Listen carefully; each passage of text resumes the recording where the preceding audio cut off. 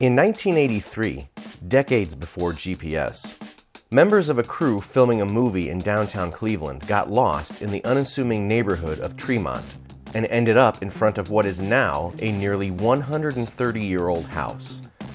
They were awestruck by its originality and how appropriate it would be for their movie, which was set in the 1940s. They went to the Rowley Inn across the street to see if anyone knew anything about the house, only to find the house's owner sitting there. The rest, as they say, is history. The house is now known worldwide as the home from the film A Christmas Story, and tens of thousands of people descend on this neighborhood every year to visit the A Christmas Story House and Museum. In 2004, Brian Jones, a lifelong fan of the film, bought the house for $150,000 sight unseen when it was offered for sale on eBay. After an additional $250,000 to restore it as close to its movie appearance as possible, the house opened for tours in November 2006. The house is now the centerpiece of a several-building campus. You first pick up your tickets in the overwhelming 3,500 square foot gift shop, which features every type of A Christmas Story product you could imagine.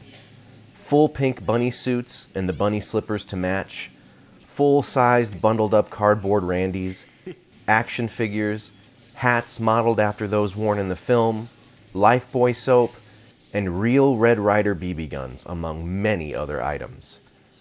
Other fan-favorite holiday films are well represented here as well, from Elf to National Lampoon's Christmas Vacation to Home Alone. With your group, you then proceed to the actual house, where a little less than half of the film's indoor scenes were shot, with the rest shot on a Canadian soundstage. According to the tour, any movie scene that shows a window or exterior door was filmed here. The house has been completely restored to match its outdoor and indoor appearance from the 1983 film, complete with the tiniest details. A can of Simon Eyes. Well, it's a blue ball. Fire truck!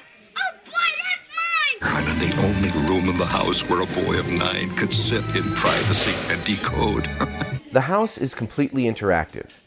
You can sit in the family living room and gaze at the Christmas tree, grope the leg lamp, walk up and down the staircase like it's Christmas morning, take the turkey out of the oven, hide under the sink while you wait for the old man to come home. Listen to Mrs. Schwartz react to the horrible word that Ralphie said. Or, if you're daring enough, grab a taste of Lifebuoy soap.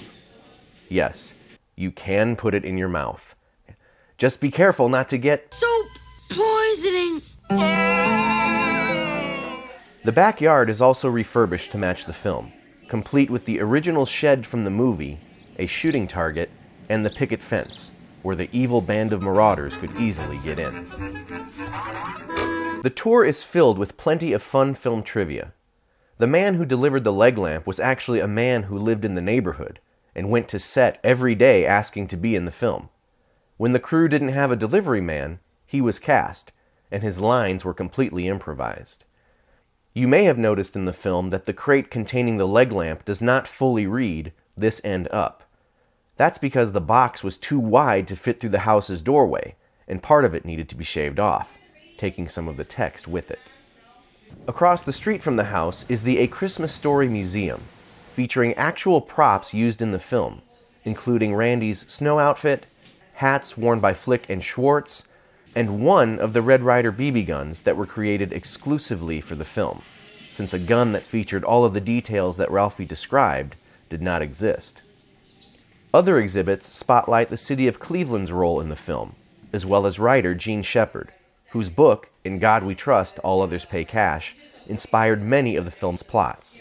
Film posters, call sheets, and plenty of photographs from the film's production are also on display. Two props not in the museum's collection are Ralphie's pink bunny suit and Randy's toy Zeppelin.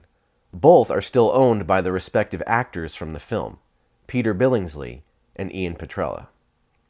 Next door to the museum is a garage, featuring a replica of the fire truck used when Flick gets his tongue stuck to the flagpole, as well as the actual 1938 Oldsmobile driven by the old man and used by the Parker family throughout the film. Since Warner Media owns all the rights to the film, the characters, and any merchandising from the film, the house campus remains operational solely through daily ticket sales, donations, and overnight stays on the property. With private sleeping quarters on the top floor, you can spend the night at the house itself. As you can imagine, demand can get pretty high around the holidays, but the most dedicated of fans are willing to pay up, as much as $5,000 for a 2-night Christmas stay. For slightly more affordable accommodations, you can stay at the neighboring Bumpus house, the fictitious home of the old man's adversaries, the Bumpuses, and their 785 smelly hound dogs. For anyone who is a fan of A Christmas Story, visiting the house and seeing the museum at least once in your life is a must. For this fan, who grew up in the actual city that inspired the film, spending time at the house made me feel right at home.